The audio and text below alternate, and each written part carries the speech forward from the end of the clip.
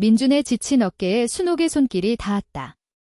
뜨거운 김이 오르는 찻잔을 건네는 손끝에서 전해진 미묘한 떨림은 오랫동안 잠들어 있던 그의 감각을 아주 희미하게 흔들었다. 밤늦도록 식지 않는 고요한 집안, 차가운 공기를 가르는 김서린 한숨 소리만이 두 사람 사이를 맴돌았다. 순옥은 58배 나이에 남편과 사별한 지 햇수로 7년째였다. 집안은 언제나 깔끔하게 정돈되어 있었고 창밖을 내다보는 그녀의 눈빛은 늘 깊은 회색빛을 띠고 있었다. 거실 한편에 놓인 큼직한 액자 속 28 젊은 날의 자신이 활짝 웃고 있는 모습과는 너무나도 다른 풍경이었다. 딸 지혜와 아들 준호는 각자의 가정을 꾸리고 타지에서 바쁜 삶을 살고 있었다. 명절이나 가끔 주말에 방문하는 날 외에는 이 넓은 아파트에 그녀 혼자였다. 빈 둥지 증후군이라는 말을 들었을 때 순옥은 코웃음 쳤었다. 자식들이 떠나면 자유로울 것이라고 막연히 생각했다. 하지만 막상 홀로 남겨진 공간은 자유가 아닌 차가운 감옥과 다름없었다. 아침 햇살이 거실 바닥에 길게 드리워지면 순옥은 일어나 가장 먼저 식탁 위에 놓인 남편의 사진을 한번 쓸어주고 혼자 먹을 밥을 준비했다. 작은 냄비에 끓이는 된장찌개, 한두 젓가락이면 사라질 반찬들. 식사는 늘 고요했고 그녀는 밥알 하나하나를 세는 것처럼 천천히 먹었다. 텔레비전을 켜두어도 귀에 들어오는 소리는 없었고 그저 화면 속 알록달록한 색깔들이 그녀의 외로운 시간을 채우는 듯 했다. 가끔은 아무도 없는 집에서 혼잣말을 하기도 했다. 오늘 저녁은 뭘 해 먹을까? 대답 없는 질문들이 빈 공간 속으로 흡수되면 그녀의 마음은 더욱 허전해졌다. 지혜는 순옥의 늦둥이 딸이었다. 30대 후반, 결혼 10년 차, 명절에 만날 때마다 지혜의 얼굴에는 알 수 없는 그림자가 드리워져 있었다. 예전 같으면 수다스럽게 남편 자랑을 늘어놓던 지혜는 요새 민준의 이야기는 거의 하지 않았다. 대신 아이들 교육 문제나 직장 생활의 고충에 대한 푸념이 늘었다. 순옥은 지혜가 가끔 밤늦게까지 거실에서 전화를 붙잡고 혼자 속삭이듯 통화하는 것을 본 적이 있었다. 얼굴은 피곤해 절어 있었고 목소리에는 미묘한 날이 서 있었다. 평소 같으면 지혜야, 무슨 일 있니? 하고 물었겠지만 순옥은 왠지 모르게 입이 떨어지지 않았다. 딸의 삶에 깊이 개입하는 것이 조심스러웠고 자신의 외로움이 딸에게 짐이 될까 두렵기도 했다. 그저 딸의 등을 말없이 쓸어주거나 따뜻한 차 한 잔을 건네는 것으로 대신했다. 그럴 때마다 지혜는 잠깐 순옥의 눈을 피하는 듯 했다. 마치 무언가를 감추려는 사람처럼. 사위 민준은 언제나 예에 바르고 성실한 남자였다. 훤칠한 키에 운동으로 다져진 다부진 몸매, 그리고 깊은 눈매는 첫인상부터 순옥에게 믿음을 주었다. 결혼 전부터 지혜를 살뜰히 챙기는 모습에 순옥은 안심했고 결혼 후에도 명절마다 찾아와 살갑게 구는 민준에게 그녀는 친아들 이상의 애정을 느꼈다. 하지만 언젠가부터 민준의 얼굴에서도 지쳐 보이는 기색이 역력했다. 예전처럼 환하게 웃는 모습을 보기가 어려웠고 눈빛에는 무언가 설명하기 어려운 그늘이 드리워져 있었다. 하루는 지혜와 민준이 아이들을 데리고 순옥의 집에 왔다. 명절이 아니었지만 지혜는 엄마 보고 싶어서요 라고 말하며 평소보다 일찍 퇴근에 달려왔다. 민준은 늘 그랬듯 순옥의 냉장고를 채워줄 먹거리를 잔뜩 사들고 왔다. 저녁 식사를 준비하는 동안 순옥은 부엌에서 흘긋 민준의 뒷모습을 보았다. 민준은 거실에서 아이들과 장난을 치고 있었는데 그 웃음소리조차 왠지 모르게 힘겹게 느껴졌다.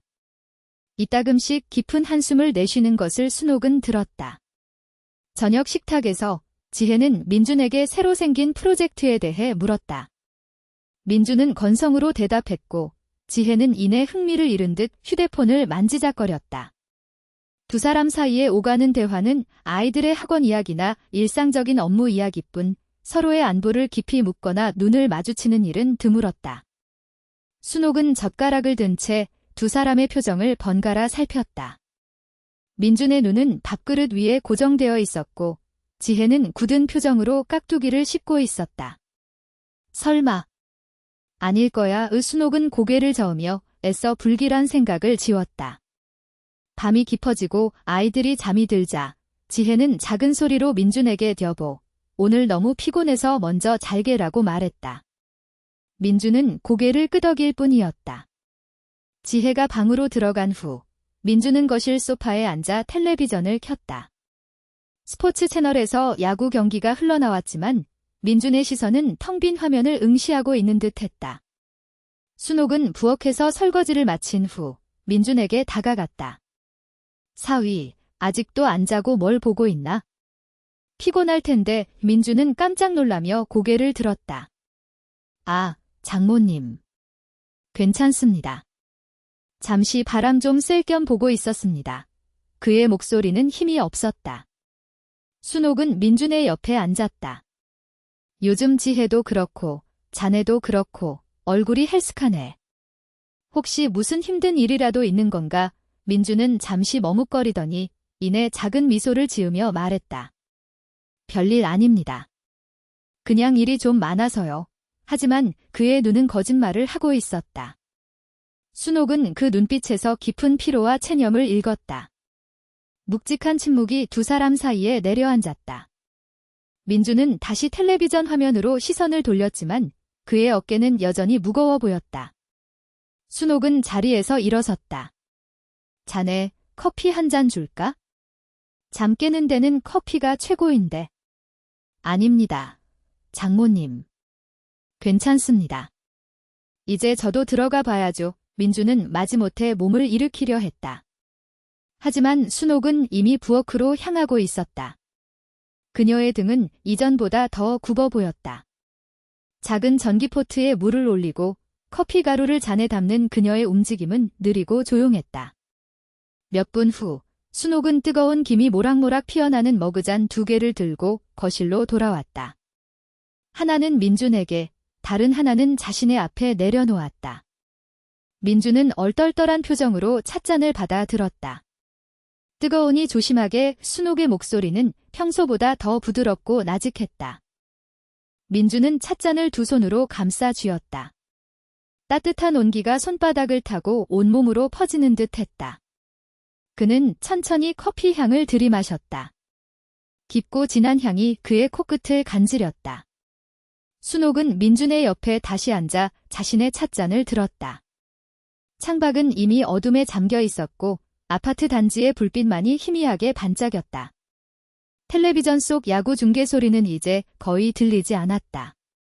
이 밤에 혼자 잠 못 이루는 것도 서러운 일인데 커피라도 마시면서 잠깐이라도 마음 편하게 앉아있게나. 순옥의 말은 단순한 위로가 아니었다. 그것은 오랜 시간 그녀 자신이 겪어온 외로움의 무게를 담고 있었다.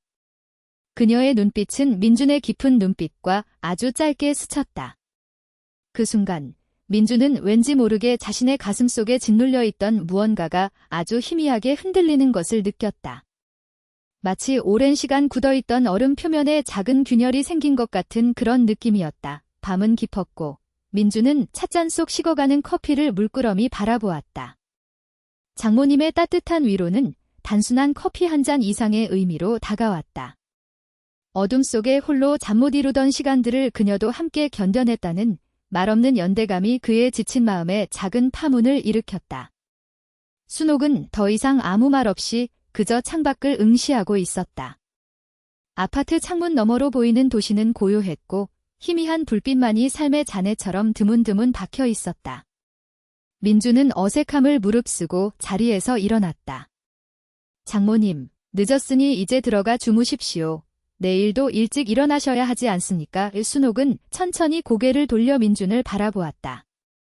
그녀의 눈빛은 여전히 깊었지만 아까보다는 어딘가 편안해진 듯했다. 자네도 들어가 쉬게. 일찍 일어나는 건 내일이지. 순옥은 작은 미소를 지으며 민준의 어깨를 가볍게 두드렸다. 그 순간 민준은 온몸에 찌릿한 전류가 흐르는 것을 느꼈다. 낯설면서도 이상하게 안락한 감각이었다. 그는 얼른 고개를 숙여 인사를 하고 방으로 향했다. 문을 닫고 침대에 누웠지만 한참 동안 잠을 이룰 수 없었다. 장모님의 손길, 그 작고 따뜻한 접촉이 그의 뇌리에서 떠나지 않았다. 며칠 후 순옥은 딸 지혜로부터 갑작스러운 소식을 들었다. 살고 있는 아파트 단지가 재건축을 앞두고 있어 한두 달 안에 이사를 해야 한다는 것이었다. 마땅한 전셋집을 구하기도 어렵고 딸의 집이 비어 있으니 잠시 그곳에서 지내라는 지혜의 말에 순옥은 복잡한 심경이었다. 손주들과 더 가까이 지낼 수 있다는 기쁨도 있었지만 동시에 딸네 집에서 사위와 함께 산다는 사실이 왠지 모르게 불편하게 느껴졌다.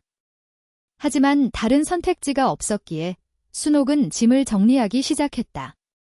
딸네 집으로 거처를 옮긴 첫날, 순옥은 익숙지 않은 공간에서 잠을 설쳤다.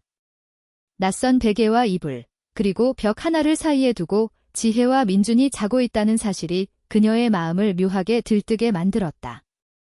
다음 날 아침, 순옥은 일찍 일어나 손주들의 아침 식사를 준비했다. 지혜는 출근 준비로 바빴고 민주는 늘 그랬듯 묵묵히 밥을 먹고 일터로 나섰다. 모든 것이 평소와 다름없었지만 순옥은 이제 이 집의 한 구성원이 되어 그들의 일상을 더 가까이에서 지켜보게 되었다. 순옥의 눈에 가장 먼저 들어온 것은 민준의 지쳐 보이는 모습이었다. 그는 매일 새벽 일찍 나가 밤늦게 들어왔다. 출근할 때는 말끔했지만 퇴근 후에는 땀과 피로에 절어 있었다. 양복 상의는 소파에 아무렇게나 던져져 있었고 넥타이는 풀어 헤쳐져 있었다. 거실에 앉아 잠시 텔레비전을 보는가 싶더니 이내 깊은 한숨을 내쉬며 안방으로 들어가는 뒷모습이 순옥의 마음을 아리게 했다. 지혜는 그런 민준의 모습에 거의 관심을 두지 않는 듯했다. 퇴근한 민준에게 수고했어요 라는 형식적인 인사 한마디 외에는 대화가 길어지는 법이 없었다. 오히려 민준이 집에 있으면 여보, 당신 때문에 애들이 잠을 못 자요 라거나 방 좀 치우고 다녀요 같은 잔소리가 늘었다.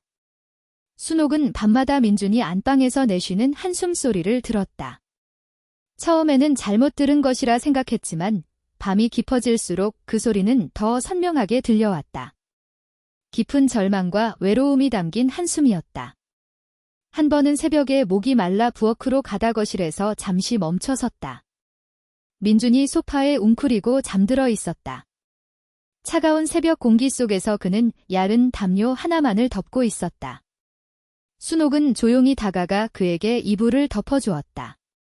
순간 민준의 몸이 움찔했지만 그는 깨어나지 않았다. 순옥은 한참 동안 그 모습을 물끄러미 바라보았다. 그의 얼굴에는 피로와 함께 설명할 수 없는 슬픔이 묻어 있었다.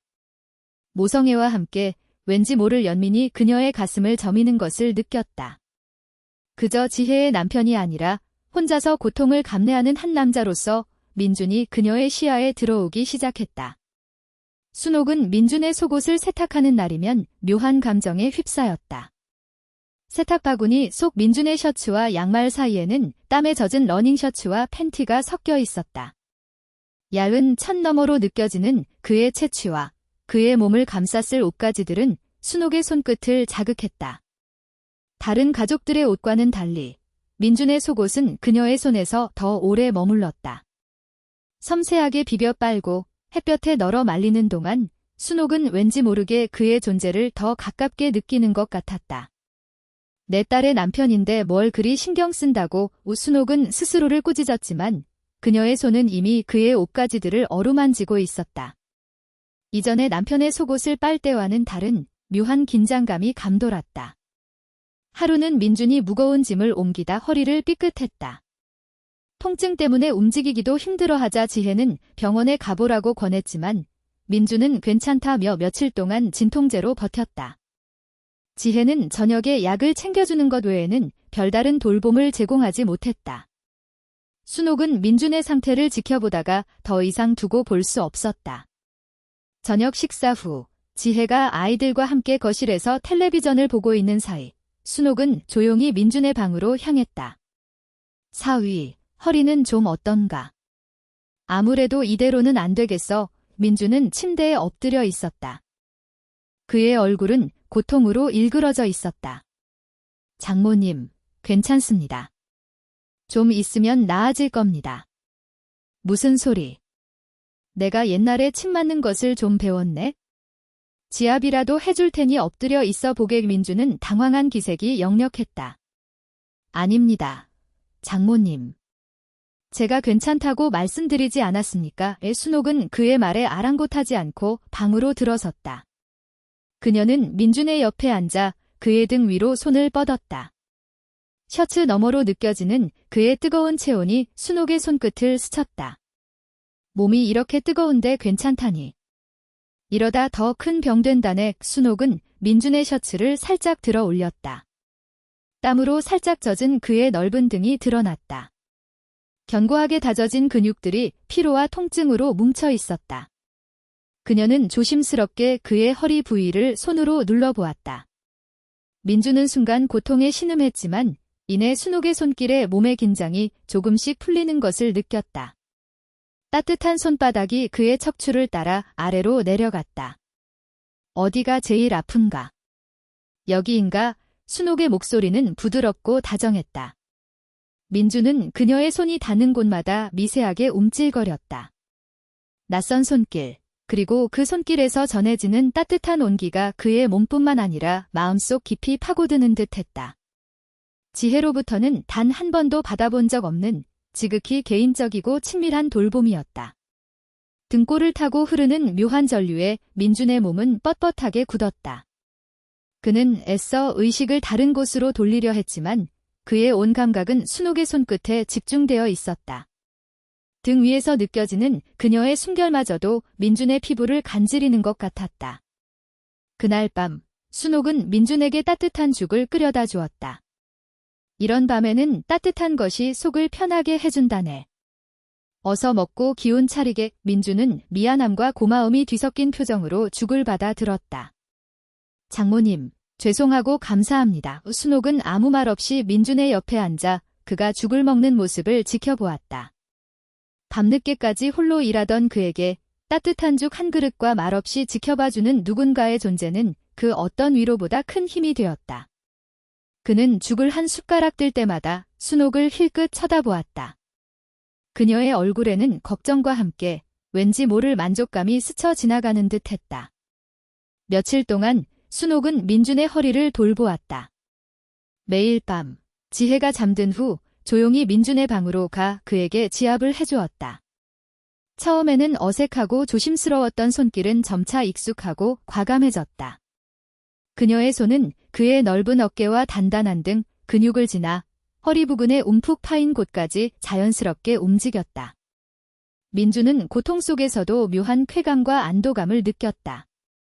장모님의 손길이 닿을 때마다 그의 몸은 뜨겁게 달아올랐다. 단순한 통증 완화를 넘어선 설명할 수 없는 감각들이 그의 신경을 자극했다. 한 번은 순옥이 민준의 등을 지압하다가 손이 미끄러져 그의 바지 허리춤 안쪽으로 들어갈 뻔했다. 민준은 순간 숨을 들이켜며 몸을 움찔거렸다. 순옥의 얼굴도 붉어졌지만 그녀는 태연하게 다시 손을 제 위치로 돌렸다. 미안하네. 여기가 좀 미끄럽군. 그녀의 목소리는 떨렸지만 그 속에는 왠지 모를 긴장감과 함께 묘한 흥분이 섞여 있었다. 민준은 고개를 숙인 채 아무 말도 하지 못했다. 그의 심장은 격렬하게 요동쳤다. 그의 바지 안쪽은 이미 뜨겁게 달아올라 있었다. 순옥은 이제 민준의 하루 일과를 속속들이 알게 되었다. 아침에 그가 즐겨 마시는 차, 점심 도시락 반찬으로 좋아하는 것, 그리고 밤늦게까지 야근하다 들어오는 날에는 특히나 따뜻한 국물이 필요하다는 것까지. 그녀는 굳이 묻지 않아도 민준의 필요를 먼저 채워주었다. 지혜가 쇼핑을 가거나 친구들을 만나는 사이, 순옥은 민준을 위한 특별한 음식들을 준비했다. 그의 방에 놓인 물건들을 정리해주고 흩어진 옷가지들을 개켜주었다. 이제 민준의 개인 공간은 더 이상 그만의 공간이 아니라 순옥의 손길이 스며든 공간이 되었다. 주말 저녁, 지혜는 친구들과의 모임이 있다며 일찍 집을 나섰다. 아이들은 할머니와 함께 영화를 보다가 일찍 잠들었다. 민준은 거실 소파에 앉아 지쳐 보이는 얼굴로 텔레비전을 보고 있었다. 순옥은 부엌에서 설거지를 마친 후 민준의 옆에 앉았다. 지혜는 아직도 안 들어왔나? 내 모임이 좀 길어질 것 같다고 합니다. 민준의 목소리는 힘없이 늘어졌다. 순옥은 민준의 얼굴을 물끄러미 바라보았다. 그의 눈 밑에는 짙은 다크서클이 드리워져 있었고 입술은 바싹 말라 있었다. 아직도 잠을 제대로 못 자는 모양이군. 민주는 아무 대답 없이 한숨만 내쉬었다. 순옥은 조용히 일어나 부엌으로 갔다. 잠시 후 따뜻한 우유 한 잔을 들고 돌아왔다. 이것 마시고 편안히 잠들게. 우유는 잠 오는 데는 최고라네. 민주는 순옥이 건네는 우유잔을 받아 들었다. 따뜻한 온기가 그의 손으로 전해졌다. 장모님, 정말 감사합니다. 그의 목소리에는 진심 어린 감사가 담겨 있었다. 순옥은 민준의 옆에 앉아 조용히 그가 우유를 마시는 모습을 지켜보았다.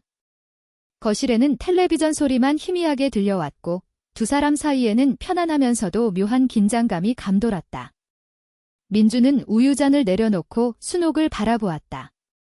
그의 눈빛은 어둠 속에서도 깊고 흔들리고 있었다.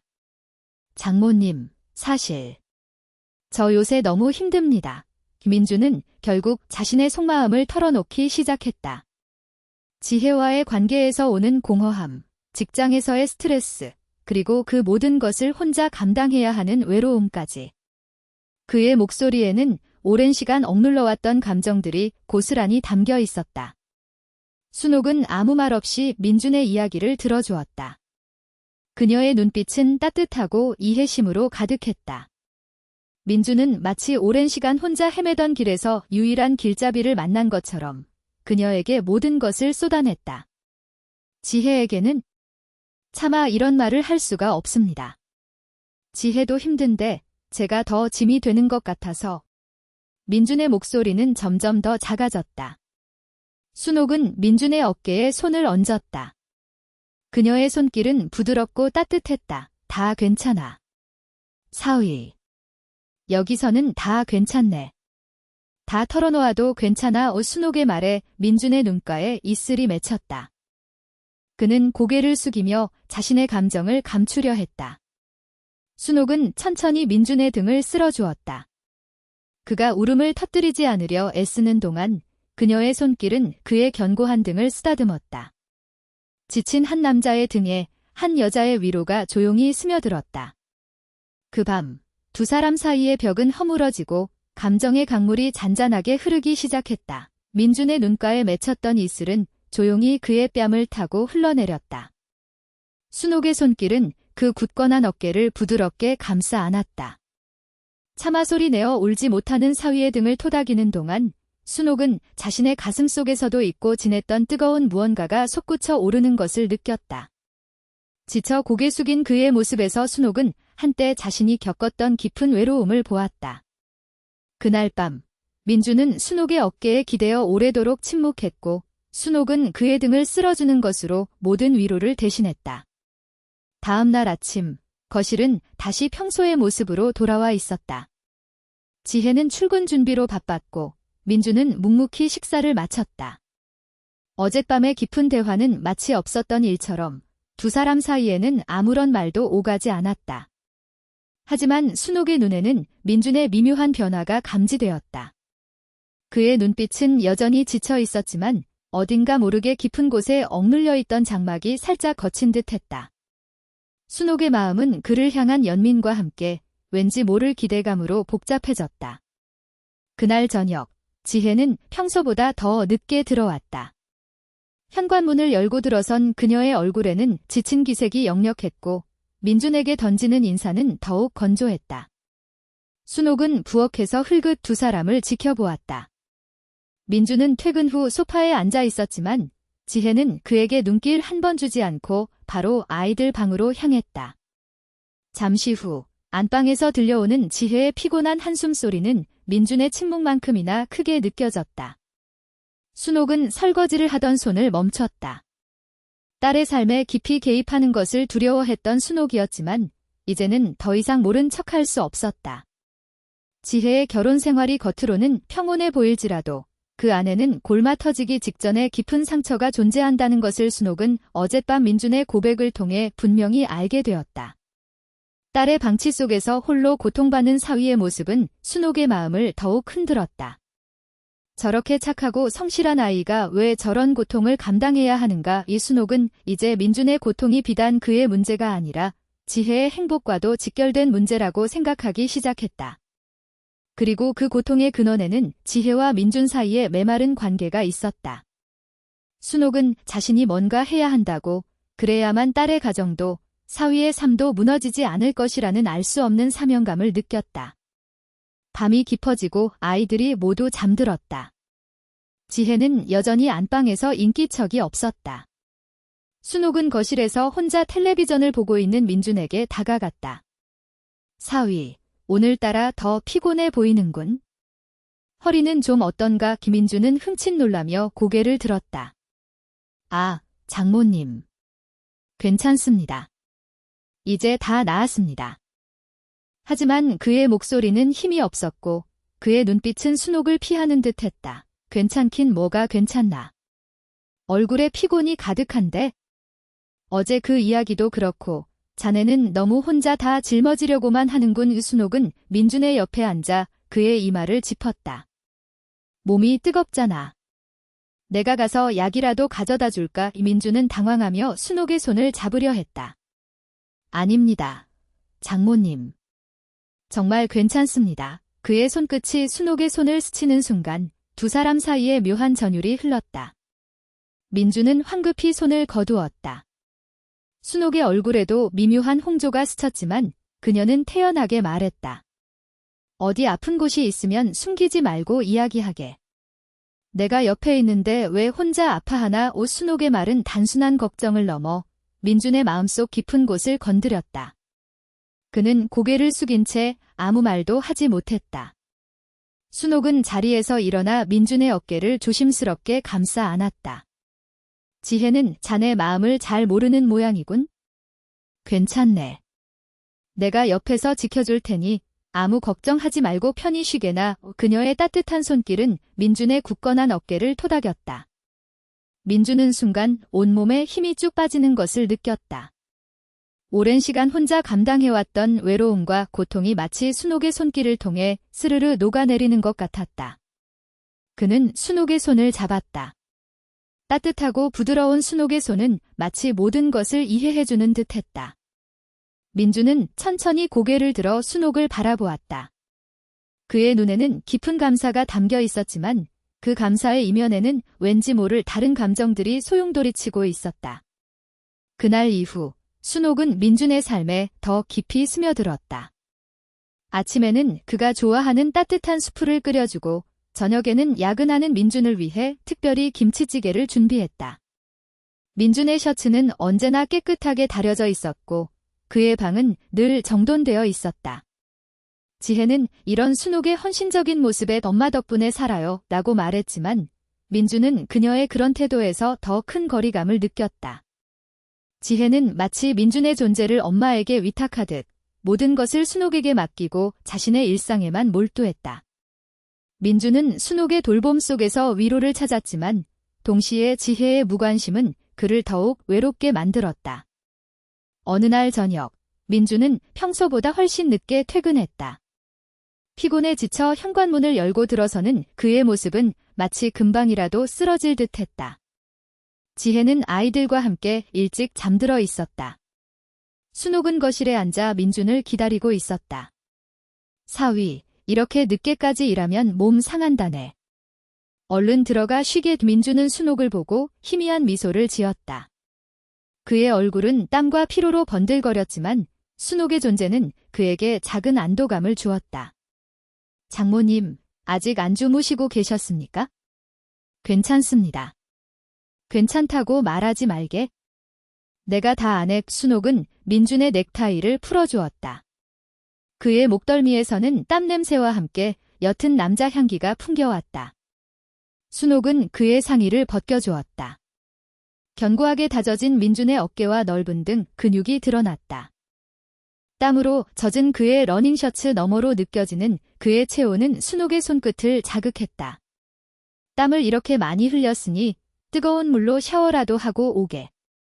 내가 옷 갈아입을 것 준비해둘 테니. 민준은 순옥의 손길에 꼼짝도 할 수 없었다. 그의 몸은 순옥의 손길이 닿을 때마다 미세하게 움찔거렸다. 어색함과 함께 왠지 모를 안락함이 그의 온몸을 감쌌다. 지혜로부터는 단 한 번도 받아본 적 없는 지극히 개인적이고 친밀한 돌봄이었다. 민주는 순옥에게 이끌리듯 욕실로 향했다. 순옥은 민준의 방으로 들어가 침대 위에 깨끗한 잠옷을 놓아두었다. 침대맡에 놓인 베개를 정리하다가 순옥은 그의 베개에서 옅은 땀냄새와 함께 민준 특유의 향기가 나는 것을 느꼈다. 그녀는 베개를 들어 품에 안았다. 마치 민준의 온기가 그대로 느껴지는 듯 했다. 그녀의 심장이 빠르게 두근거렸다. 내가 지금 무슨 짓을 하는 거지의 순옥은 스스로를 꾸짖었지만 그녀의 손은 이미 베개를 부드럽게 쓰다듬고 있었다.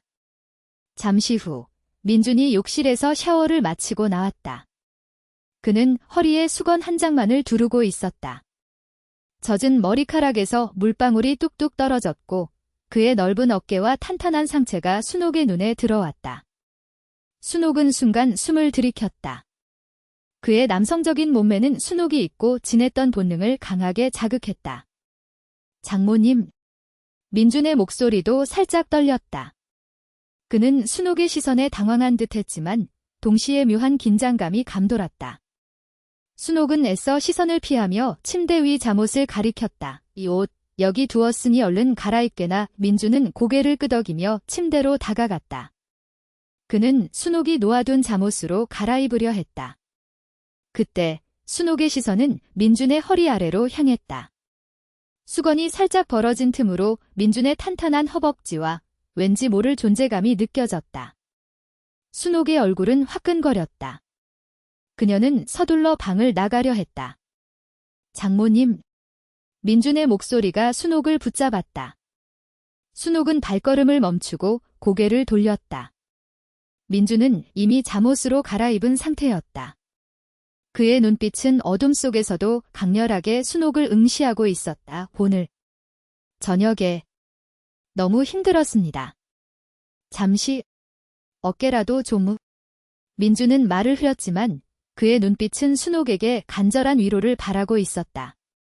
순옥은 천천히 민준의 옆에 다가갔다. 그녀의 심장은 천둥처럼 울렸다.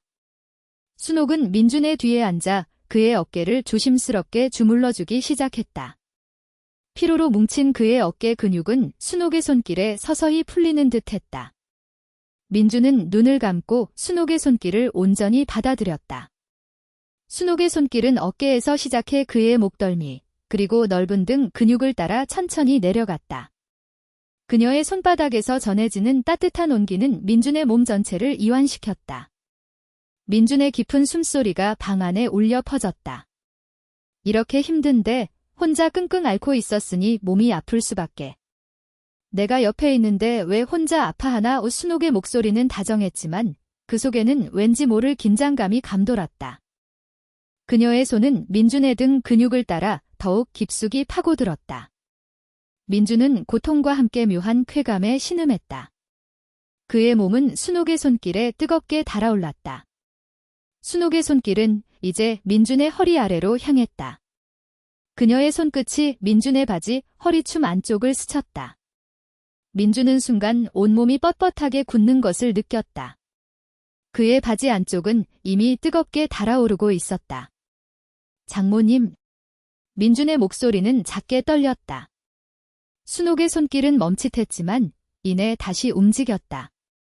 그녀의 손끝은 민준의 엉덩이 근육을 지압하듯 눌렀다. 민준의 몸은 움찔거렸지만 그는 고개를 돌리지 않았다.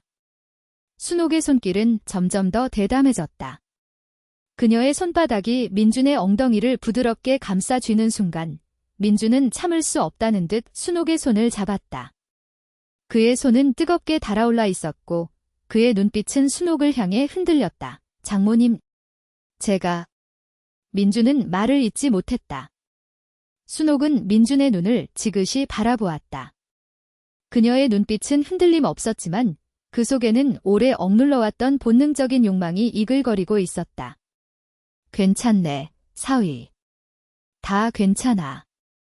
내가 다 이해하네. 순옥의 목소리는 나직했지만 그 말은 민준의 마지막 이성적인 끈을 놓아버리게 만들었다. 민준은 천천히 순옥에게 몸을 돌렸다. 두 사람의 시선이 마주쳤다. 숨막히는 침묵 속에서 그들은 서로에게 이끌리듯 다가갔다. 밤은 깊고 방 안에는 침묵만이 가득했다. 민준은 순옥의 손을 잡고 침대에 몸을 눕혔다. 순옥은 민준의 옆에 조심스럽게 앉았다. 민준은 순옥의 손을 자신의 뺨에 가져다 대었다. 그녀의 손은 부드럽고 따뜻했다. 장모님, 제가 너무 못난 놈입니다. 민준의 목소리는 고통과 죄책감으로 갈라졌다. 순옥은 아무 말 없이 민준의 머리카락을 쓰다듬었다. 아니네. 자네는 착한 사람이야. 그저 많이 외로웠을 뿐이지. 순옥의 말은 민준의 마음을 깊이 위로했다. 그는 순옥의 허리를 감싸 안았다. 그녀의 몸에서 풍겨오는 따뜻한 온기가 민준의 지친 몸을 감쌌다. 민준은 순옥의 품에 얼굴을 묻었다. 오랫동안 느껴보지 못했던 따뜻한 체온, 그리고 모든 것을 이해해주는 듯한 그녀의 존재는 민준의 마음을 편안하게 만들었다. 순옥은 민준의 등을 조심스럽게 쓸어주었다. 그녀의 손길은 민준의 잠옷 안으로 파고들어 그의 맨살을 어루만졌다. 민준의 몸은 순옥의 손길에 미세하게 떨렸다. 그의 숨소리는 점점 더 거칠어졌다. 순옥은 민준의 귓가에 속삭였다. 괜찮네. 다 괜찮아. 이제부터는 내가 자네 옆에 있을 텐.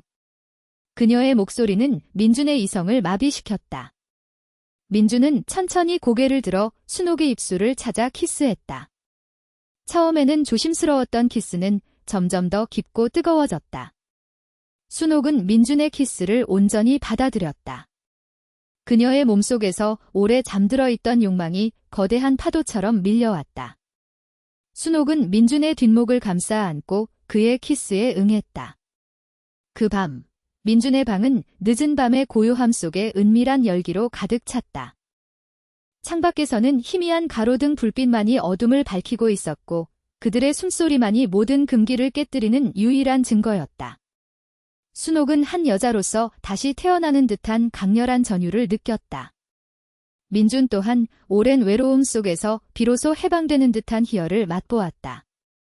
죄책감과 동시에 거부할 수 없는 본능적인 이끌림 속에서 두 사람의 몸은 서로에게 깊숙이 파고들었다. 그들의 얽힌 숨결은 밤 공기 속으로 스며들었고 침대 위에서는 두 개의 그림자가 하나로 합쳐졌다. 모든 사회적, 도덕적 경계가 무너진 그 순간, 그들은 서로의 품속에서 은밀한 위안과 거부할 수 없는 열정을 발견했다. 민준의 방에 고요한 새벽빛이 스며들었다. 어둠 속에서 서로에게 닿았던 두 사람의 숨결은 이제 흐트러진 이불 사이로 서서히 식어가는 온기만을 남겼다. 순옥은 가슴 한편에 자리 잡은 죄책감과 함께 잊고 지냈던 감각들이 다시 깨어난 것에 대한 묘한 전율을 느꼈다. 58해의 세월 동안 억눌렸던 여자로서의 본능이 거짓말처럼 되살아난 듯했다. 민준은 순옥의 어깨에 고개를 묻은 채 깊은 잠에 빠져 있었다. 그의 얼굴에는 오랜만에 찾아온 평화로움이 깃들어 있었지만 순옥은 그 얼굴에서 딸 지혜의 남편이라는 현실의 무게를 다시금 깨달았다. 내가 무슨 짓을 스스로를 책망하려 했지만 어젯밤 민준의 품에서 느꼈던 안도감과 충만함이 그 모든 이성적인 판단을 압도했다. 해가 뜨기 전 순옥은 조용히 몸을 일으켰다. 침대에서 벗어나는 순간 싸늘한 공기가 그녀의 피부에 닿아 어젯밤의 뜨거웠던 기억을 더욱 선명하게 만들었다. 흐트러진 옷매무새를 가다듬고 방문을 열고 나오는 순옥의 발걸음은 조심스러웠다. 거실은 아직 어둠에 잠겨 있었고 집안에는 고요함만이 감돌았다. 부엌으로 향하는 동안 그녀의 가슴은 여전히 격렬하게 두근거렸다. 차가운 물 한 잔을 마시고 나서야 비로소 순옥은 조금 진정될 수 있었다. 그녀는 남은 밤 동안 잠을 이룰 수 없었다.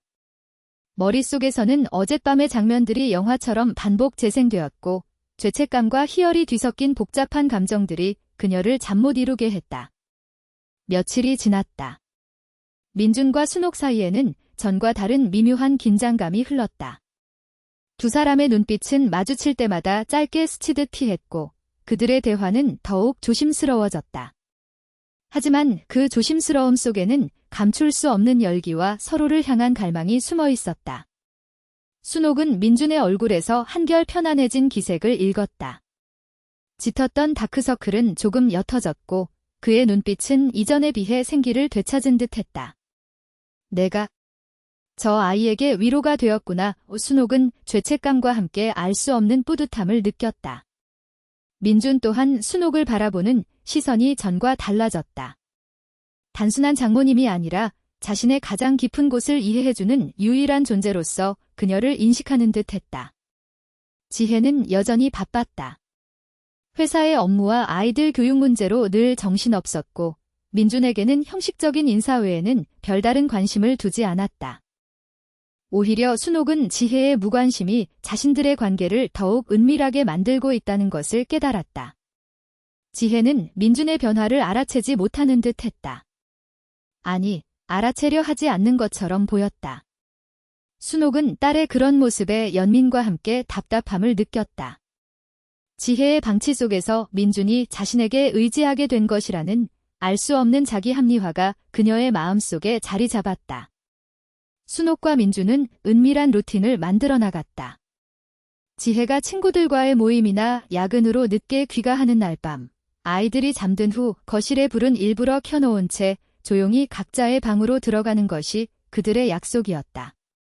그리고 한참 후, 민준의 방에서 아주 희미한 인기척이 들리면 순옥은 조용히 자신의 방을 나서 민준의 방으로 향했다. 문은 항상 잠겨있지 않았고 그녀가 살짝 문을 열고 들어서면 어둠 속에서 민준의 눈빛이 그녀를 기다리고 있었다. 그들의 대화는 거의 없었다. 서로를 바라보는 눈빛만으로도 모든 것을 이해할 수 있었다. 그들은 서로의 품에서 오랜 외로움을 달래고 잊고 지냈던 욕망을 채워나갔다. 순옥은 밤마다 민준의 품에서 여자로서의 자신을 다시 발견했다. 그녀의 몸은 민준의 손길이 닿을 때마다 뜨겁게 달아올랐고 그녀의 숨결은 그의 숨결과 뒤섞이며 방 안의 공기를 뜨겁게 만들었다. 민준 또한 순옥에게 자신의 모든 것을 내보였다. 그의 지친 어깨에 기대어 잠들고 그녀의 손길에서 위안을 찾았다. 순옥은 민준의 몸을 어루만지며 그의 고단함을 덜어주고 민준은 그녀의 품에서 여자로서의 순옥을 다시 깨웠다. 그들의 관계는 단순한 육체적인 만족을 넘어 서로의 영혼을 치유하고 회복시키는 듯했다. 주말 오후, 지혜는 아이들과 함께 쇼핑을 나섰고 순옥은 민준과 단둘이 집에 남게 되었다. 순옥은 점심 식사를 준비하며 민준에게 넌지시 물었다. 자네, 요즘도 허리가 불편한가? 내가 다시 지압이라도 해줄까? 민준은 순간 당황한 듯했지만 이내 작은 미소를 지으며 고개를 끄덕였다. 네, 장모님. 괜찮으시다면? 그들의 눈빛은 짧게 마주쳤고 그 속에는 어젯밤의 은밀한 기억이 스쳐 지나가는 듯했다. 점심 식사 후 민준은 자신의 방 침대에 엎드려 있었다. 순옥은 조심스럽게 방으로 들어서 민준의 옆에 앉았다. 그녀의 손길은 그의 등 위로 부드럽게 닿았다. 처음에는 어색하고 조심스러웠던 손길은 이제 익숙하고 대담해졌다. 그녀의 손은 민준의 넓은 어깨와 단단한 등 근육을 지나 허리 아래쪽으로 천천히 내려갔다. 민준은 순옥의 손길이 닿을 때마다 미세하게 움찔거렸지만 그는 고개를 돌리지 않았다. 그의 깊은 숨소리가 방 안에 울려 퍼졌다. 순옥의 손길은 이제 민준의 바지 허리춤 안쪽으로 파고들었고 그녀의 손끝은 그의 맨살에 닿았다. 민준의 몸은 순옥의 손길에 뜨겁게 달아올랐고 그는 고통과 함께 묘한 쾌감에 신음했다. 순옥은 민준의 몸을 어루만지는 동안 그에게서 풍겨오는 옅은 남자 향기에 취하는 듯했다. 그녀의 손길은 민준의 엉덩이 근육을 지압하듯 눌렀고 민준은 참을 수 없다는 듯 순옥의 손을 잡았다. 그의 손은 뜨겁게 달아올라 있었고 그의 눈빛은 순옥을 향해 흔들렸다. 순옥은 민준의 눈을 지그시 바라보았다. 그녀의 눈빛은 흔들림 없었지만 그 속에는 오래 억눌러왔던 본능적인 욕망이 이글거리고 있었다. 민주는 순옥에게 몸을 돌려 그녀를 자신의 품으로 끌어당겼다. 그들의 입술은 뜨겁게 얽혔고 그들의 몸은 서로에게 깊숙이 파고들었다. 거실 창밖으로는 따뜻한 오후 햇살이 쏟아져 들어왔지만 민준의 방 안은 은밀한 열기로 가득 찼다. 침대 위에서 두 사람의 그림자는 하나로 합쳐졌고 그들의 숨소리는 모든 금기를 깨뜨리는 유일한 증거였다. 순옥은 한 여자로서 다시 태어나는 듯한 강렬한 전율을 느꼈고 민준 또한 오랜 외로움 속에서 비로소 해방되는 듯한 희열을 맛보았다. 죄책감과 동시에 거부할 수 없는 본능적인 이끌림 속에서 그들은 서로의 품속에서 은밀한 위안과 거부할 수 없는 열정을 발견했다. 그들이 다시 온매무새를 가다듬고 거실로 나왔을 때 지혜가 아이들과 함께 현관문을 열고 들어서는 소리가 들렸다. 순옥과 민주는 순간 얼어붙었다. 아무 일 없었던 것처럼 태연한 표정을 지으려 애썼지만 그들의 얼굴에는 아직 어색함과 미묘한 긴장감이 감돌았다. 지혜는 쇼핑백을 한 아름 들고 들어서며 환한 미소를 지었다. 엄마, 사위. 저희 왔어요. 그녀는 순옥과 민준의 얼굴을 번갈아 보며 살짝 고개를 갸웃거렸다. 두 분. 얼굴이 왜 이렇게 빨개요? 무슨 좋은 일이라도 있어요. 순옥은 심장이 철렁 내려앉는 것을 느꼈다. 아, 아니야. 부엌에서 요리를 하다 보니 좀 더웠어. 사위는? 그녀는 민준에게 시선을 던졌지만 민준은 고개를 숙인 채 아무 말도 하지 못했다. 지혜는 별다른 의심 없이 쇼핑백을 내려놓으며 말했다. 어머, 벌써 요리를 하셨어요? 엄마 덕분에 제가 정말 편하다니까요. 그녀는 순옥의 어깨를 가볍게 두드렸다. 그 순간 순옥은 지혜의 손길이 자신들의 은밀한 비밀을 알아챌까 두려워 몸을 움찔거렸다. 지혜는 이제 순옥과 민준의 일상 속 미묘한 변화를 눈치채기 시작했다. 순옥은 평소보다 훨씬 활기 넘쳤고 그녀의 옷차림은 전보다 젊고 화사해졌다. 58이라는 나이가 무색할 정도로 그녀의 피부는 탄력이 생겼고 그녀의 눈빛은 생기를 되찾았다. 민준 또한 이전처럼 깊은 한숨을 쉬거나 침울해 보이는 일이 줄어들었다. 그의 얼굴에는 미묘한 미소가 깃들었고 그의 목소리에는 힘이 실렸다. 지혜는 처음에는 두 사람의 변화를 긍정적으로 받아들였다. 엄마가 활기차지니 집안에 웃음꽃이 피네요. 사위도 엄마 덕분에 힘을 내는 것 같아요. 라고 말하며 흐뭇해했다. 하지만 점차 지혜는 두 사람 사이에 미묘한 기류를 감지하기 시작했다. 식탁에서 두 사람이 마주치는 눈빛, 부엌에서 순옥이 민준에게 건네는 따뜻한 시선, 그리고 민준이 순옥의 말을 경청하는 모습. 지혜는 자신이 남편에게서 받지 못했던 관심과 애정을 순옥이 민준에게 쏟고 있다는 것을 무의식적으로 느끼기 시작했다. 밤늦게 민준이 야근하고 돌아오는 날, 순옥은 항상 거실에 앉아 그를 기다렸고 민준은 지혜의 방으로 들어가지 않고 순옥과 함께 거실에 앉아 대화를 나누는 시간이 늘어났다. 지혜는 안방에서 그들의 목소리를 들으며 알 수 없는 불안감에 휩싸였다. 하루는 지혜가 문득 민준의 속옷을 정리하다가 묘한 기시감을 느꼈다. 평소 자신이 잘 입지 않는 디자인의 러닝셔츠와 팬티가 깨끗하게 개켜져 있는 것을 발견한 것이다. 그녀는 고개를 갸웃거리며 순옥에게 물었다. 엄마, 이 속옷은 뭐예요? 제가 이런 걸 샀던가요? 순옥은 순간 얼굴이 붉어졌지만 태연하게 말했다. 아, 그거.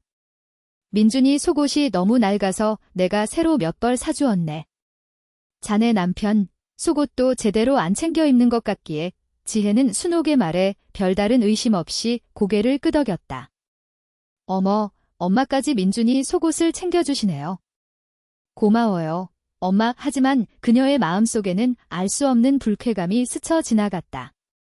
남편의 속옷은 원래 아내가 챙기는 것이 당연한 일인데 어느새 엄마가 그 자리를 대신하고 있다는 사실이 묘하게 신경 쓰였다.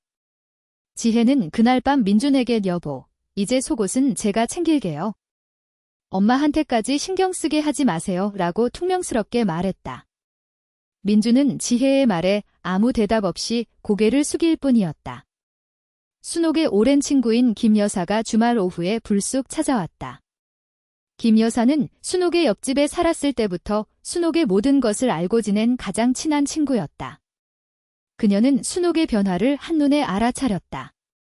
순옥아, 너 요즘 얼굴이 왜 이렇게 환해? 혹시 좋은 일이라도 생긴 거야? 내가 모르는 남자라도 생겼니? 김 여사는 너스레를 떨며 순옥을 놀렸다. 순옥은 얼굴이 붉어졌지만 애써 태어난 척했다. 무슨 소리야? 그냥 재건축 때문에 이사와서 손주들 보니 활기차서 그런 거지. 활기찬 정도가 아닌데? 옛날 내 남편 살아있을 때보다 더 빛이 나는 것 같아. 혹시 사위 덕분인가? 민준 씨가 너한테 잘하나 보네. 김 여사는 예리한 눈빛으로 순옥을 바라보았다. 그때 민준이 거실로 들어섰다. 김 여사는 민준을 보며 환하게 웃었다. 민준 씨, 오랜만이네. 어쩌면 이렇게 갈수록 멋있어져? 자네 얼굴에도 요즘 웃음꽃이 피었더군. 순옥이 덕분인가? 민준은 김 여사의 말에 당황한 듯 했지만 이내 예의 바르게 인사를 건넸다. 안녕하세요, 아주머니. 별말씀을요. 장모님 덕분에 제가 좀 편안해진 것 같긴 합니다. 김 여사는 순옥과 민준을 번갈아 보며 묘한 미소를 지었다. 그녀의 눈빛에는 알 수 없는 의심과 함께 흥미로운 시선이 담겨 있었다. 그래, 편안해 보여서 보기 좋네. 지혜가 바쁘니 순옥이가 고생이 많지. 그런데도 이렇게 둘이 사이좋게 지내니 내가 다 기분이 좋네. 김 여사의 말은 겉으로는 칭찬이었지만 그 속에는 두 사람의 관계를 예의주시하고 있다는 경고가 담겨 있는 듯했다. 순옥은 김 여사의 날카로운 시선에 등골이 오싹해지는 것을 느꼈다. 김 여사가 돌아간 후 순옥은 민준에게 걱정스러운 표정으로 말했다. 김 여사가 눈치가 빨라. 조심해야 할 것 같아. 민준은 고개를 끄덕이며 순옥의 손을 잡았다. 장모님, 걱정하지 마십시오. 제가 더 조심하겠습니다. 그들의 손은 짧게 맞닿았고 그 순간에도 은밀한 전율이 흘렀다. 며칠 후 지혜는 우연히 순옥의 방에서 낯선 시계를 발견했다. 민준이 평소 즐겨 차던 시계였다. 지혜는 고개를 갸웃거리며 시계를 들어 올렸다. 이 시계는 여보 시계인데 왜 엄마 방에 있지? 지혜는 알 수 없는 불안감에 휩싸였다. 그때 순옥이 방으로 들어섰다. 지혜야, 거기서 뭘 하고 있니? 순옥의 목소리는 순간 날카로웠다. 지혜는 깜짝 놀라며 시계를 떨어뜨릴 뻔했다. 아, 엄마. 이 시계, 여보 시계 아니에요? 왜 엄마 방에 있어요? 순옥은 순간 당황했지만 이내 침착하게 말했다. 아, 그거.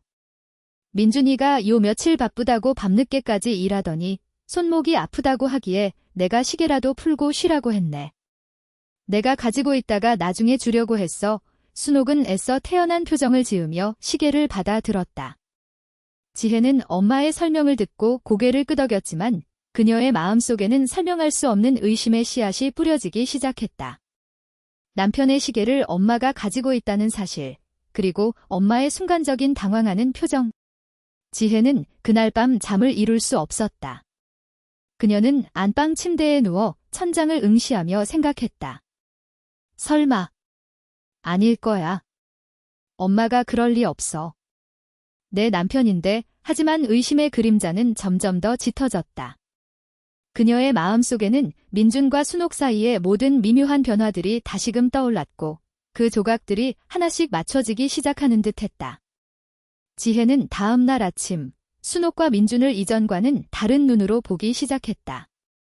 그녀의 눈빛에는 의심과 함께 알 수 없는 냉기가 서려 있었다. 민준은 지혜의 변화를 감지했지만 애써 모른 척했다. 순옥 또한 딸의 날카로운 시선에 가슴이 철렁 내려앉는 것을 느꼈다. 그들의 은밀한 관계는 이제 외부의 위협뿐만 아니라 가장 가까운 사람의 의심이라는 거대한 폭풍을 마주하게 되었다. 지혜는 과연 무엇을 알게 될까? 그리고 순옥과 민준의 비밀은 과연 언제까지 지켜질 수 있을까? 집안의 고요함 속에는 언제 터질지 모르는 시한폭탄 같은 긴장감이 감돌았다. 지혜의 시선은 이제 매 순간 순옥과 민준을 향해 있었다. 한때는 따뜻함과 애정으로 가득했던 그 눈빛은 차가운 얼음처럼 변해 두 사람의 모든 움직임을 집요하게 추적했다. 그녀는 식탁에서 민준이 순옥에게 건네는 물컵 하나, 부엌에서 순옥이 민준의 옷깃을 스치는 순간 하나까지도 예사롭게 보지 않았다. 밤이 깊어지면 지혜는 안방 침대에 누워 귀를 기울였다. 거실에서 들려오는 민준과 순옥의 낮은 대화 소리, 그리고 이따금씩 들려오는 민준의 나지막한 웃음소리는 그녀의 심장을 날카롭게 찔렀다. 엄마가. 설마의 지혜는 애써 고개를 저었지만 의심의 그림자는 갈수록 짙어졌다. 그녀의 마음속에는 이미 하나의 가설이 확고하게 자리 잡고 있었다. 단지 그 끔찍한 가설을 증명할 결정적인 증거가 없을 뿐이었다. 그 주 주말, 지혜는 평소와 다르게 회사에 급한 일이 생겼다며 출근 준비를 서둘렀다. 순옥은 지혜의 얼굴에 드리워진 피곤한 기색을 보며 걱정스럽게 물었다. 지혜야, 주말까지 그렇게 일하면 쓰나? 몸 상한다. 지혜는 마른 미소를 지으며 대답했다. 별 수 없죠, 엄마. 제가 안 하면 누가 해요? 그녀의 목소리에는 평소보다 더 날이 서 있었다. 민주는 말없이 식사를 했고 순옥은 그런 지혜의 뒷모습을 보며 안쓰러운 한숨을 내쉬었다. 지혜가 집을 나선 후 순옥은 평소처럼 손주들을 돌보며 오전 시간을 보냈다. 아이들은 거실에서 장난감을 가지고 놀고 있었고 민주는 서재에서 조용히 책을 읽는 중이었다. 겉으로는 평화로운 주말 풍경이었다. 하지만 순옥의 마음속에는 어젯밤 민준의 방에서 나눈 은밀한 대화와 지혜의 날카로운 시선이 뒤섞여 묘한 불안감을 자아내고 있었다. 지혜가 요즘 부쩍 예민해진 것 같아. 우리가 너무 대담했나? 순옥은 스스로를 꾸짖었지만 민준의 품에서 느꼈던 안도감과 충만함은 그 모든 이성적인 판단을 압도했다. 오후가 되자 손주들은 거실에서 낮잠이 들었다. 순옥은 조용히 거실 불을 끄고 아이들 이불을 덮어주었다. 정적이 흐르는 집안에서 그녀의 발걸음은 자연스럽게 민준이 있는 서재 앞으로 향했다. 문은 살짝 열려 있었고 민준은 책상에 앉아 책을 읽고 있었다. 순옥은 민준의 뒷모습을 물끄러미 바라보았다. 넓은 어깨와 굳건한 등 근육은 여전히 그녀의 마음을 흔들었다. 사위, 이렇게 좋은 날에 방에만 틀어박혀 있으면 쓰나? 순옥의 목소리는 부드럽게 서재 안으로 스며들었다. 민주는 흠칫 놀라며 고개를 들었다. 아, 장모님.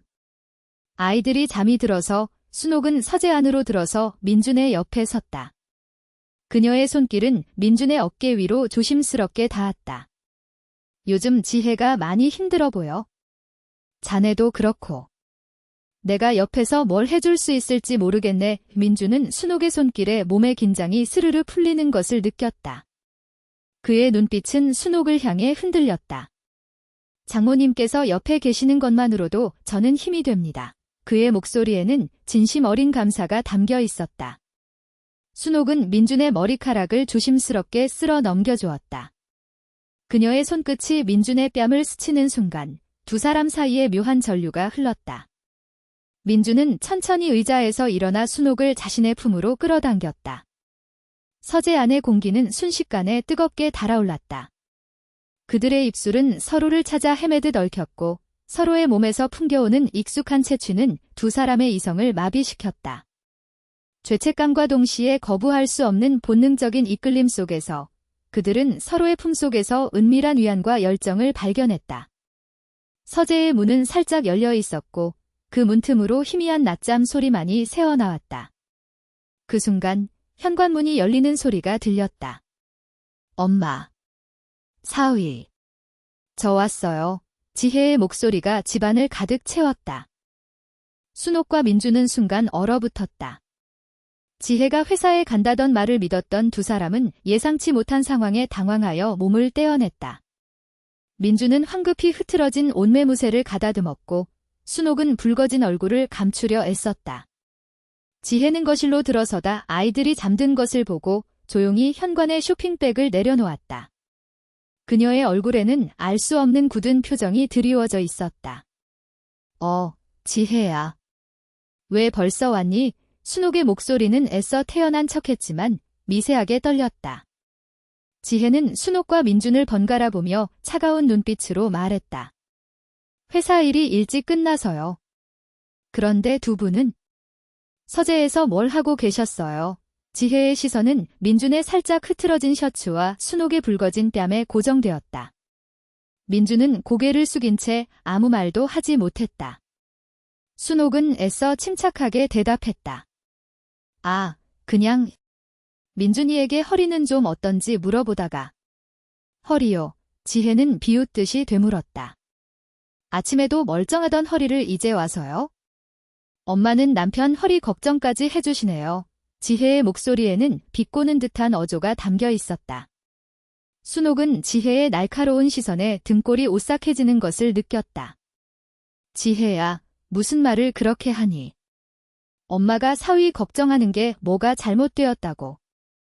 잘못된 게 없다고 생각하세요. 엄마, 지혜는 한 발짝 순옥에게 다가섰다. 그녀의 눈빛은 마치 칼날처럼 날카로웠다. 엄마가 평소에도 남편한테 너무 신경 쓰는 것 같아서 제가 이상하게 생각했어요. 남편 속옷까지 챙겨주고 밤마다 기다리고 지혜는 숨죽여왔던 의심을 하나씩 터뜨리기 시작했다. 그리고 이 시계, 이건 왜 엄마 방에 있었어요? 엄마가 말도 안 되는 변명 늘어놓을 때부터 제가 이상하다고 생각했어요. 지혜는 자신의 주머니에서 민준의 시계를 꺼내 순옥에게 내밀었다. 순옥은 지혜의 손에 들린 시계를 보고 순간 온몸에 피가 식는 것을 느꼈다. 그녀는 아무 말도 할 수 없었다. 민준 또한 고개를 들지 못한 채 바닥만을 응시하고 있었다. 지혜의 눈에서는 결국 눈물이 터져나왔다. 두 분. 대체 무슨 관계세요? 그녀의 목소리는 절규에 가까웠다. 우리 엄마랑 내 남편이 어떻게 이럴 수 있어요? 지혜는 주저앉아 흐느끼기 시작했다. 순옥은 딸의 처절한 울음소리에 가슴이 찢어지는 듯했다. 그녀는 지혜에게 다가가 손을 뻗었지만 지혜는 순옥의 손을 뿌리쳤다. 만지지 마세요, 엄마. 더러워. 지혜야, 그게 무슨 말버릇이니? 순옥은 순간 이성을 잃고 소리쳤다. 엄마는 그저 내 남편이 너무 불쌍해서 외로워 보여서 위로해주려던 것뿐이야. 내가 남편한테 관심도 없고 밤마다 혼자 힘들어하는 것을 알면서도 모른 척했잖아. 엄마는 그저 내 가정을 지켜주고 싶었을 뿐이야.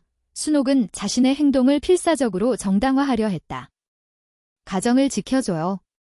엄마가 제 가정을 부수고 있는 거잖아요. 지혜는 울부짖었다.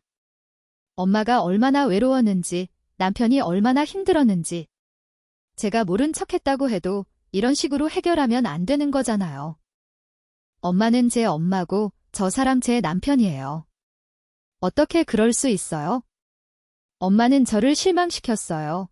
지혜의 비난은 칼날처럼 순옥의 심장을 파고들었다. 민주는 그제야 고개를 들었다. 그의 얼굴은 피로와 죄책감으로 일그러져 있었다. 지혜야, 미안하다. 내가 잘못했어. 모두 내 잘못이야. 당신 잘못만이에요. 엄마 잘못은 없어요. 지혜는 민준을 향해 소리쳤다. 당신도 똑같아. 나를 배신했어. 내가 얼마나 당신을 믿었는데. 지혜는 말을 잇지 못하고 다시 흐느꼈다. 순옥은 주저앉아 딸의 울음소리를 들으며 자신의 지난 날을 되돌아보았다. 남편을 잃은 후의 고독, 자식들이 떠난 텅 빈 둥지, 그리고 민준에게서 발견했던 위안과 함께 되살아난 여자로서의 본능. 그 모든 것이 한순간에 그녀를 덮쳐왔다. 내가 정말 잘못한 걸까? 내가 지혜의 가정을 부순 걸까? 그녀는 자신의 행동이 지혜에게 얼마나 큰 상처를 주었는지 비로소 깨달았다. 하지만 동시에 민준에게서 느꼈던 따뜻함과 다시 살아난 듯한 희열은 그녀의 마음속에서 쉬이 지워지지 않았다. 죄책감과 후회, 그리고 덧없었지만 강렬했던 순간에 대한 미련이 뒤섞여 순옥의 마음을 무겁게 짓눌렀다. 지혜는 한참을 울다가 힘없이 일어섰다. 그녀는 순옥과 민준을 차가운 눈빛으로 바라보았다. 두 분 모두 당장 이 집에서 나가주세요. 저는 두 분 얼굴 더 이상 못 보겠어요. 그녀의 목소리는 냉정하고 단호했다. 민주는 지혜의 말에 아무 반박도 하지 못했다. 순옥 또한 딸의 말에 망연자실한 표정을 지었다. 그날 밤 민주는 짐을 쌌다. 그의 얼굴에는 깊은 체념과 슬픔이 드리워져 있었다. 순옥은 민준의 방 앞에서 그의 뒷모습을 물끄러미 바라보았다. 민주는 짐 가방을 들고 순옥에게 다가왔다. 장모님, 죄송합니다. 모두 제 잘못입니다. 민준의 목소리는 갈라졌다. 순옥은 민준의 손을 잡았다. 그녀의 눈가에도 이슬이 맺혔다. 자네 잘못이 아니야? 내 잘못이야. 내가 너무 외로웠어. 순옥의 말은 민준의 가슴을 더욱 아리게 했다. 민준은 순옥의 손을 잡고 깊이 고개를 숙인 후 아무 말 없이 집을 나섰다. 그의 뒷모습은 어둠 속으로 쓸쓸히 사라져갔다. 다음 날 아침, 순옥 또한 짐을 싸기 시작했다. 지혜는 순옥을 돕지 않았다. 그녀는 순옥의 존재를 완전히 무시하려는 듯했다. 순옥은 손주들이 깨기 전 조용히 집을 나서려 했다. 현관문을 나서는 순간 그녀는 거실 한편에 놓인 가족 사진을 흘끗 바라보았다. 환하게 웃고 있는 지혜와 민준의 모습, 그리고 아이들의 천진난만한 얼굴이 그녀의 시야에 들어왔다. 순옥의 눈에서는 결국 눈물이 흘러내렸다. 그녀는 죄책감과 함께 자신이 망쳐버린 가족의 행복에 대한 깊은 슬픔을 느꼈다. 순옥은 낯선 동네의 작은 아파트에 보금자리를 마련했다. 한때는 재건축을 앞두고 시끄럽던 아파트 단지는 이제 조용하고 평화로운 곳으로 변해 있었다. 그녀는 혼자 새로운 삶을 시작했다. 집안은 다시 고요함에 잠겼고 순옥은 매일 혼자 밥을 먹고 혼자 잠들었다. 모든 것이 이전의 삶으로 돌아간 듯 했지만 순옥의 마음은 전과 달랐다. 그녀는 더 이상 텅 빈 공간에서 길을 잃지 않았다. 순옥은 매일 아침 창밖을 내다보았다. 희미한 햇살이 비추는 아파트 단지, 그리고 그 안에서 살아가는 사람들의 분주한 모습은 그녀에게 새로운 의미로 다가왔다. 그녀는 민준과의 덧없었지만 강렬했던 순간들을 회상했다. 그의 따뜻한 손길, 그의 지친 어깨, 그리고 그에게서 발견했던 자신 안의 여자. 그 모든 기억들은 순옥의 마음속 깊은 곳에 소중히 간직되었다. 그것은 죄책감과 함께 찾아온 것이었지만 동시에 그녀에게 다시 살아갈 힘을 주는 원동력이 되었다. 어느 날 순옥은 마트에 가는 길에 우연히 김 여사를 마주쳤다. 김 여사는 순옥을 보자마자 놀란 표정을 지었다. 순옥아, 내가 여기 왜 있어? 지혜네 집에는 무슨 일이고? 순옥은 애써 미소를 지으며 대답했다. 재건축 아파트가 완공돼서 이리로 이사 왔네. 지혜네도 곧 이사 올 거야. 그녀는 지혜의 가정을 지키기 위해 거짓말을 했다. 김 여사는 순옥의 얼굴을 물끄러미 바라보았다. 그런데 너 요즘 많이 변했다. 옛날 같으면 얼굴에 근심이 가득했을 텐데 이제는 어딘가 모르게 편안해 보여. 김 여사의 예리한 시선은 순옥의 마음을 꿰뚫는 듯했다. 순옥은 김 여사의 말에 속으로 뜨끔했지만 애써 태어난 척했다. 나이가 들면 다 그렇게 되지 뭐. 김 여사는 순옥의 어깨를 가볍게 두드렸다. 그래, 그렇게 사는 게 최고지. 혼자 사는 것도 나름의 재미가 있어? 나도 요즘은 편안하게 지내려고 애쓰고 있어. 김 여사와의 짧은 대화 후 순옥은 집으로 돌아왔다. 그녀는 텅 빈 거실에 앉아 깊은 생각에 잠겼다. 민준과의 관계는 끝이 났지만 순옥은 그 경험을 통해 자신을 다시 발견했다. 그녀는 더 이상 무기력한 과부가 아니었다.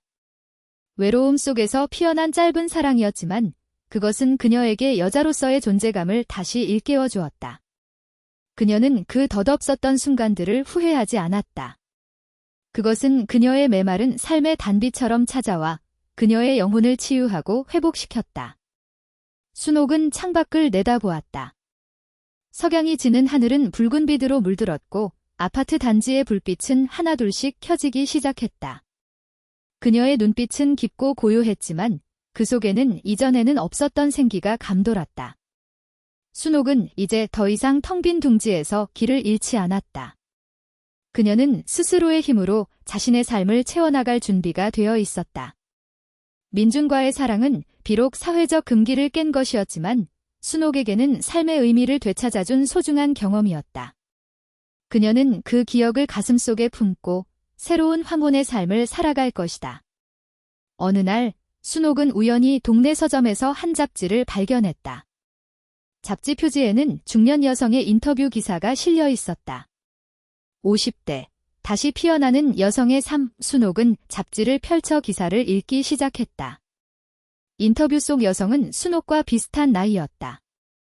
그녀는 남편을 잃고 홀로 된 후 새로운 취미를 찾고 사회활동을 하며 자신만의 행복을 찾아가는 이야기를 들려주었다.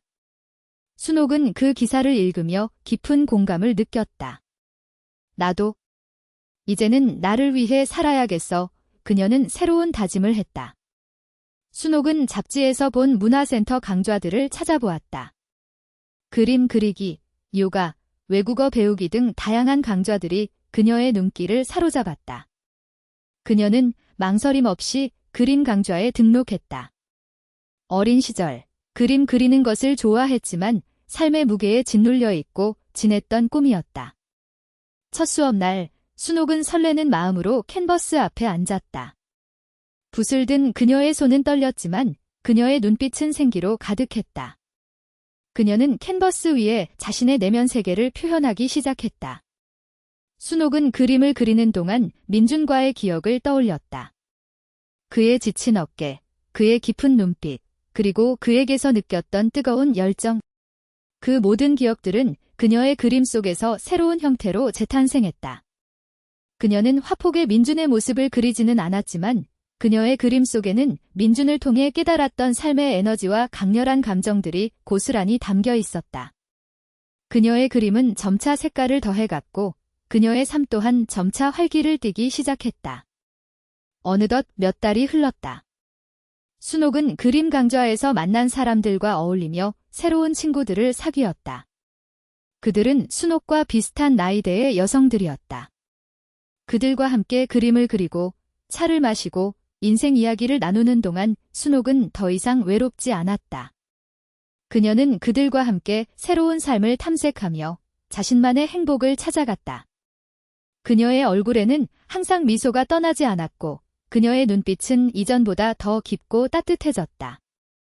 가끔 밤이 되면 순옥은 잠 못 이루고 민준의 기억을 떠올렸다. 그녀는 그에게서 위로를 찾았고 그는 그녀에게서 다시 살아갈 용기를 얻었다. 그들의 관계는 비록 짧고 금기된 것이었지만 순옥에게는 인생의 전환점이 되었다.